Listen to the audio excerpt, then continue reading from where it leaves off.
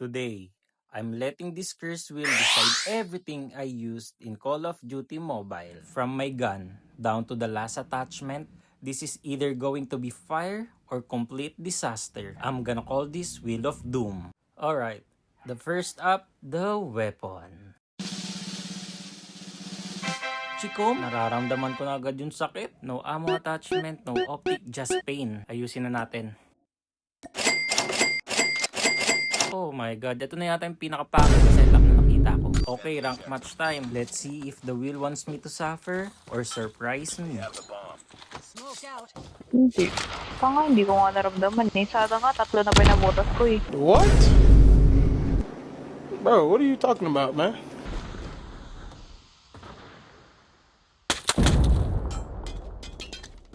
Di sila. Bruh. Yung meeting niya, saktong po.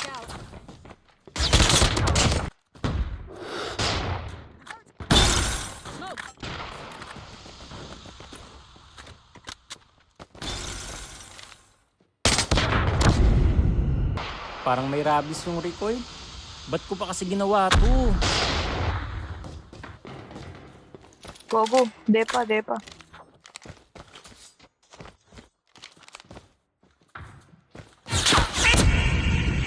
Ayun, sa top sa putang ano mo.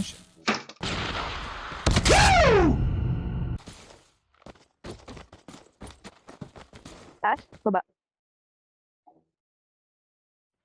Nasa baba yata. Nasa taas kanina eh.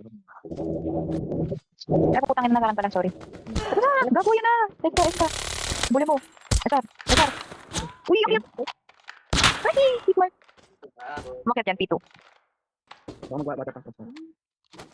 Gagutin tao na ako, may bank account na ako. Okay. Security bank.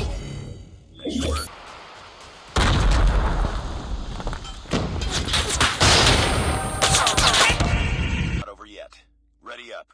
Bruh. Destroy the objective. Bomb acquired. Smoke out.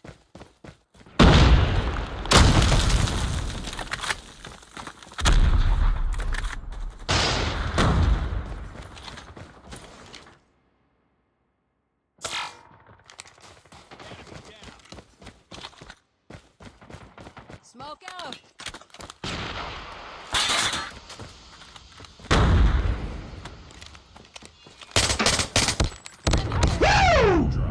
What the fuck?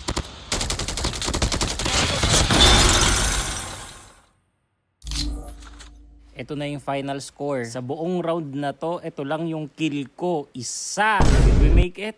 No.